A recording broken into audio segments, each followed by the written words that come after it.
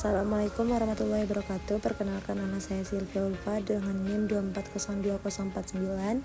Kali ini saya akan membuat video laporan praktikum dengan judul mekanisme penyerbukan pada tanaman Pollination Mechanism. Yang terhormat Ibu Salmiati MPD PhD selaku dosen pengampu pada mata kuliah Fisiologi Tumbuhan. Latar belakang penyerbukan merupakan tahapan penting dalam proses reproduksi generatif pada tanaman berbunga, yaitu perpindahan serbuk sari dari benang sari sebagai organ reproduksi jantan ke kepala putik sebagai organ reproduksi betina. Proses ini menjadi langkah awal yang menentukan terjadinya pembuahan dan pembentukan biji. Keberhasilan penyerbukan sangat dipengaruhi oleh mekanisme yang digunakan serta kesesuaian antara struktur bunga dan agen penyerbuk yang berperan. Mekanisme penyerbukan pada tanaman sangat beragam, bergantung pada jenis tumbuhan dan perantara penyerbukannya. Agen penyerbukan dapat berupa faktor abiotik seperti angin dan air, maupun faktor biotik seperti hewan, terutama serangga. Perbedaan agen penyerbukan ini menyebabkan variasi pada bentuk, ukuran, warna, serta aroma bunga yang berfungsi untuk meningkatkan peluang terjadinya penyerbukan. Praktikum ini bertujuan untuk mengamati dan memahami berbagai mekanisme penyerbukan, meliputi penyerbukan sendiri, penyerbukan silang, penyerbukan oleh angin, dan penyerbukan oleh serangga. Melalui kegiatan ini, mahasiswa diharapkan dapat memahami keterkaitan antara struktur bunga, jenis agen penyerbuk, dan tingkat keberhasilan reproduksi generatif pada tanaman. Adapun tujuan dari praktikum ini, yang pertama mengidentifikasi bagian-bagian bunga yang berperan dalam proses penyerbukan. Yang kedua, mengamati mekanisme penyerbukan secara langsung pada bunga sendiri, silang, dan bastar. Yang ketiga, membandingkan morfologi bunga yang menunjang tipe penyerbukan, anemogami, entomogami, ornitogami, dan hidrogami. Yang keempat, menguji peristiwa melekatnya polen pada stigma hingga perkecambahan polen atau yang disebut dengan optional. Yang terakhir, melatih kemampuan observasi, pencatatan data, dan analisis hubungan struktur fungsi pada bunga. Alat dan bahan yang digunakan pada praktikum ini adalah kertas label dan tanaman yang dilakukan penyerbukan. Selanjutnya itu prosedur kerja. Yang pertama, identifikasi struktur bunga. Pertama, amati beberapa jenis bunga. Setelah itu, amati bagian-bagian dasar bunga seperti sepal, petai, stamen, filamen anther, dan pistil, stigma, style, ovarium. Langkah ini dapat dilengkapi dengan mengamati gambar atau foto struktur bunga. Yang kedua, mengamati penyerbukan secara langsung. Langkah ini dibagi menjadi penyerbukan sendiri dan penyerbukan silang. Penyerbukan sendiri, pilih bunga yang telah memiliki benang sari dan putik yang matang secara bersamaan. Kemudian, tempelkan polen dari anther ke stigma pada bunga yang sama. Amati perubahan yang terjadi pada stigma, seperti tingkat kelembaban dan kelekatannya.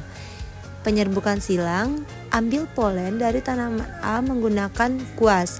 Tempelkan polen tersebut pada stigma tanaman B yang harus berasal dari jenis dan spesies yang sama. Catat apakah stigma tersebut menjadi lebih lengket atau menerima polen atau tidak. Selanjutnya, penyerbukan oleh angin atau yang disebut dengan anemogami. Goyangkan bunga, rumput, atau jagung yang sudah matang. Amati jatuhnya polen dan kemungkinan polen tersebut menempel pada stigma bunga lain. Yang terakhir, penyerbukan oleh serangga atau yang disebut dengan entomogami. Amati bunga yang sedang dikunjungi oleh lebah atau kupu-kupu. Catat bagaimana serangga-serangga tersebut membawa polen, seperti pada kaki, proboscis, atau bagian tubuh lainnya. Dokumentasikan proses ini. Berikut ini video pengerjaannya.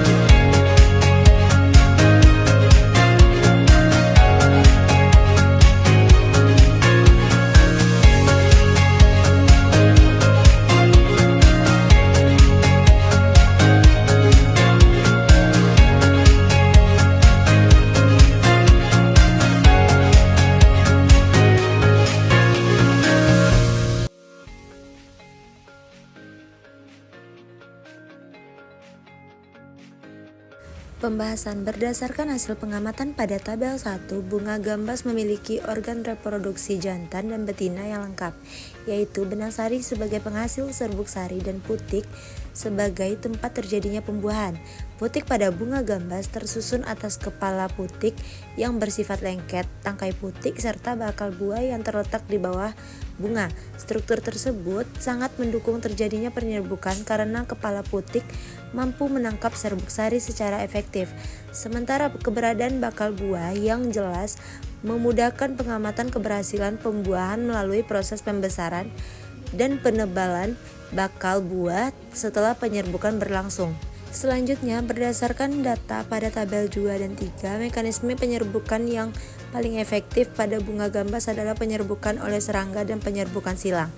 Hal ini ditunjukkan oleh terbentuknya bakal buah yang berukuran lebih besar, tidak mudah rontok, serta menunjukkan pertumbuhan yang lebih cepat.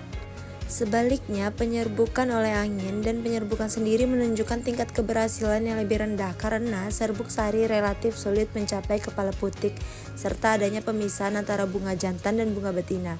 Dengan demikian, keberadaan serangga sebagai agen penyerbuk berperan penting dalam meningkatkan keberhasilan fertilisasi dan pembentukan buah pada tanaman gambas. Kesimpulan, berdasarkan hasil praktikum dapat disimpulkan bahwa tanaman gambas memiliki struktur bunga yang mendukung terjadinya proses penyerbukan, namun tingkat keberhasilan penyerbukan sangat bergantung pada mekanisme yang berlangsung.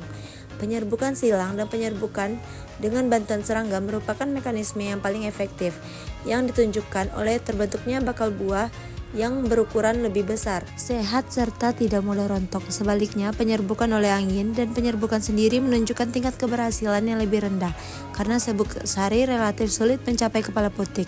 Oleh karena itu, keberadaan agen penyerbuk khususnya serangga memiliki peranan penting dalam menunjang keberhasilan pembuahan dan pembentukan buah pada tanaman gambas.